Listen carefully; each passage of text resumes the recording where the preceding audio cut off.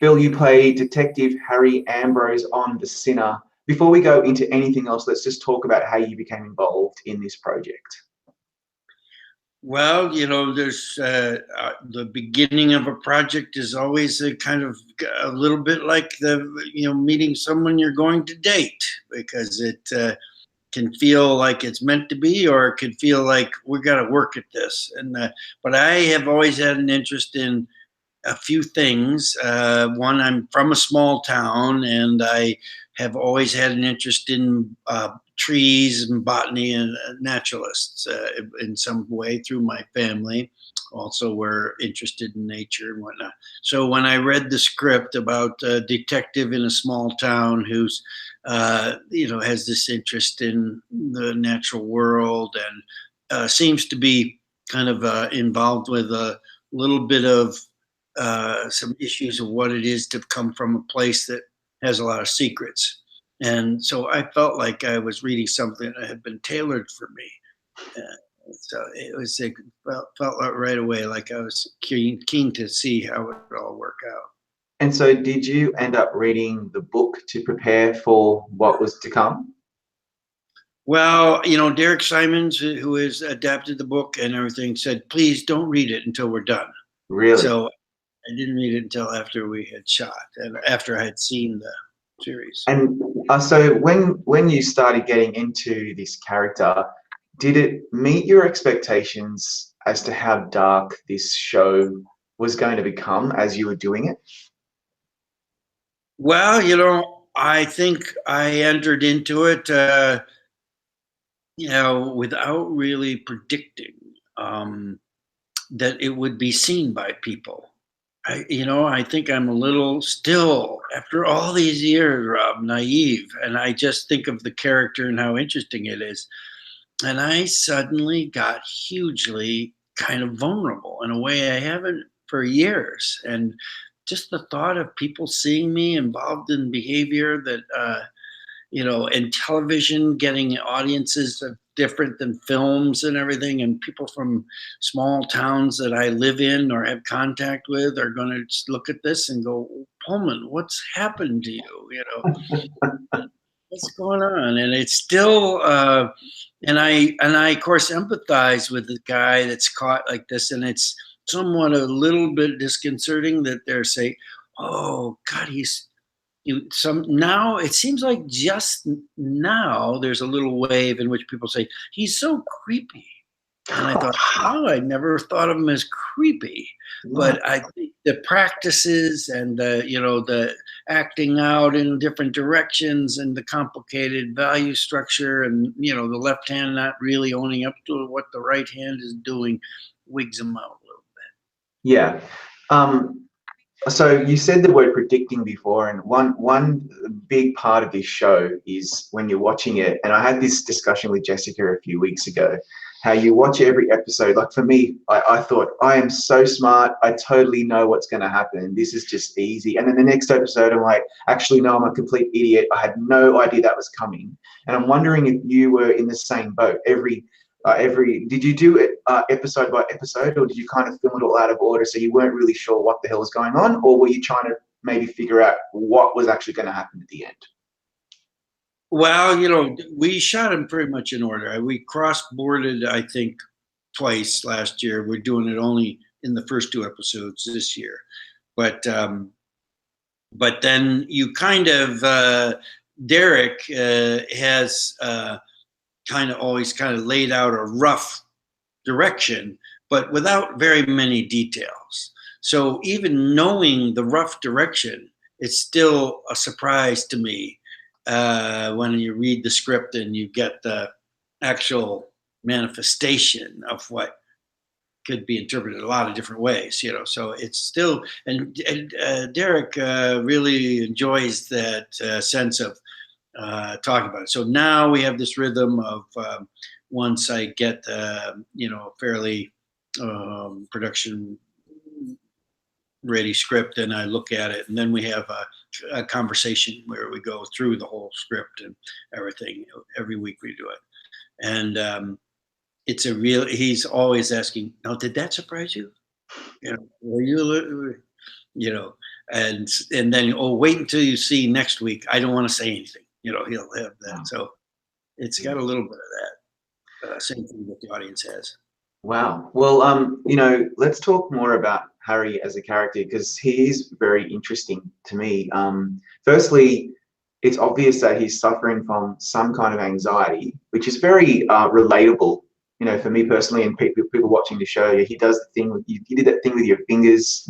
I found that a really good way for me to get into who this guy is. Something so simple. I'm just wondering, all those little touches. How did they come to be? Like, what were you thinking when you were trying to make this guy real?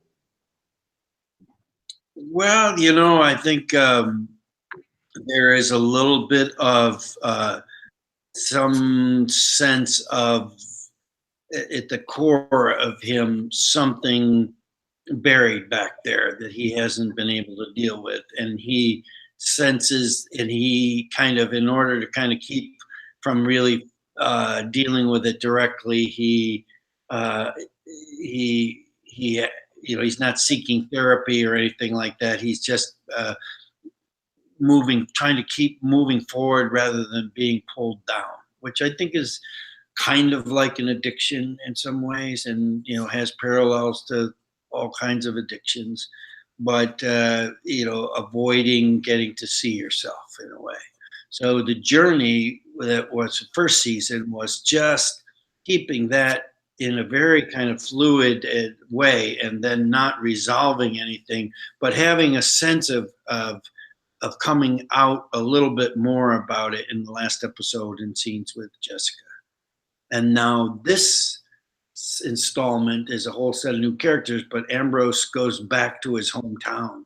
He's called back there because there's been an unusual homicide, a double murder that's happened, and the child has believed to have killed his parents, and admits to it.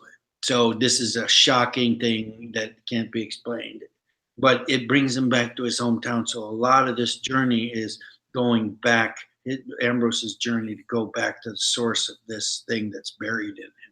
Wow, that's amazing. I was so excited to hear about season 2 because when I saw the Sinner, I immediately looked it up on Google, like, has USA Network, renewed it? And it had, which is awesome. I'm wondering what you thought about, whether you even thought that was a possibility, and when you were told you were coming back, and now you've told me about what it's about. Are you looking forward to kind of delving deeper and working, with Carrie Coon? Yeah. God, was I not supposed to say any of that? I think by the time the thing comes out, that's the beginning of the whole thing. So it's going to be told, I think. I think it's already been told. So, okay. It's right. This TV world of what you say and you don't say, I get a little nervous about, Rob, but, or I'm not familiar with. I'm not really nervous about basically. But, I think there is something about getting into this part of it that feels like a little closer to the bone, in terms of a lot of details that I had shared with Derek and things that are woven into it all. Yeah, and my own experiences. It's very exciting. We're all really looking forward to that. And the other part of Harry is obviously, he's got this sexual proclivity thing that he does, which at first I thought, what on earth is happening? And then you finally realize he just needs this woman to kind of, really dominate him for whatever reason. That whole thing is strange. But what were you thinking when you were trying to also make that relatable, or at least something that we could understand? Well, I think a sense of it's strange about masochism, of feeling unworthy, feeling a lack, and that somehow the pain is reminding. It's almost more comforting than not having it, because there's a clarity to it and a sense of, it somehow gets distorted with also a little bit of oblivion, which is something that I think is connected to wanting to just, and there's, that a section in the first episode where he actually almost passes out, and that, that sense of like, I just want out of here. I want out of my body. I want out of my torture, my personal torture. So, yeah, that's what goes on with him. And now, and then I think he really came through something through her experience, Cora Tenetti's thing, that there's been a vicariousness about, as she got kind of seen more, there was something in him that also wants to be seen. There's something about people who hide things. They hide things, but there's a side of them wants that side to be seen, and it's maybe subconscious, but I think there's a way in which she kind of sees him in some way and sees his failure to have real true intimacy and all these kind of issues that allows him to say, maybe I can try to stay keep from falling off the rails for a little while. I think that's what begins the second installment. Yeah, there's a lot there to chew on, and you didn't necessarily need to even have it, I guess, for the telling of the story, especially for Cora. But it was so fascinating to have your character be this very flawed and very interesting and kind of strange guy that has obviously some serious demons. So anyway, I thought that was really interesting, and the whole point of the question though is like, when I asked her about what toll did this take on her, she said she spent so much time crying that it was so physically and mentally exhausting and draining. And I'm wondering for you, because as Harry goes through the season, he gets more and more disheveled and like broken down. And I'm wondering if, when you're playing a role like this, what kind of emotional toll does it take on you personally? Well, yeah, I think you do it, and you think that you've been doing it so long that it's a craft, or something, and that you've been able to compartmentalize yourself in some ways from it. But I think it was a kind of.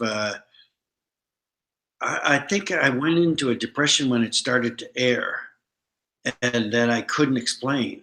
I thought, why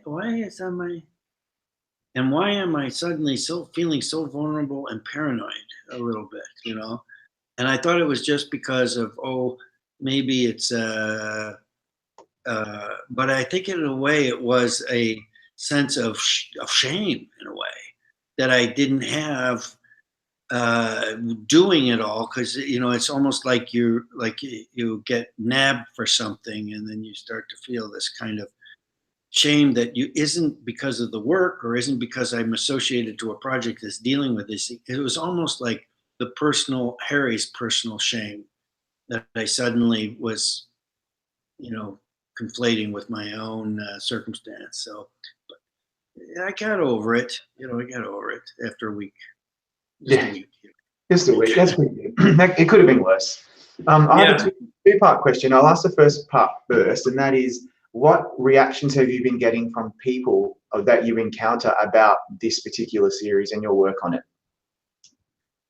Well, it's particularly wild because just before starting this, I was in Poland for 3 months shooting a movie in Poland, and it hit European Netflix kind of about that time, like maybe February, I guess January, February, it started to get in there. And so suddenly Europeans were looking at it, and it's a very different world over there, and in some ways they really went crazy for it. There's something they fit their modality, I think. And I always like the fact that many of them say, I think it's a story that leads you to imagine just frightful things from frightful people, that there's a real sinister, dark vein of people. But then you discover that they're kind of could be normal people who have been distorted to do things, as I think you discover in the first one about Cora Tenetti's, you know, the real torturer is someone who really didn't at all think of themselves as a torturer and would probably never do it except for this very narrow circumstance. So I think you have in a way, you're looking at humanity that's a little more culpable. All the characters, you know, have some kind of culpability. Mm. And what about when you're in airports, restaurants, and whatever? What's the one project that people most want to talk about with you when they come up to you? So given that you've been on TV and film for such a long time, like, what's the one thing that you think mostly people want to talk about? Well, you know, I think because I'm sporting a beard, Rob, you know, seems to be something that has it's with me now and with Ambrose and everything, and kind of happened accidentally because I was, what was it? Oh, if I had done a theater production in Norway, and then had a beard when I went in for costume test for the sequel to Independence Day. So then I had a beard because Roland said I like the beard. And then we came out of that, and then I was doing a meeting with Derek, and Antonio Campos is the director, and they looked at it. They said, "Hey, we like this beard," and so I seem to have had the beard. So now I think when people come up to me, they're seeing first the beard version, and then they go, "Wait a minute, are you in disguise?" You know, if you haven't seen Sinner or something, they think you want to be recognized, do you? And you have the beard now, you know, and so you kind of go through that a little bit. So yeah, your filmography should just be kind of pre-beard Bill and post-beard Bill. It's like it's a different person, really, a completely different person. Mate, you know, The Sinner did so well at the Golden Globes earlier this year. There's a lot of talk that it will do well at the Emmys in a couple of months. We all hope that will happen for you, Jessica, and the series. Thank you so much for your time, and congrats on a great season 1, and we're looking forward to season 2. Ah, great. Good to talk to you, Rob.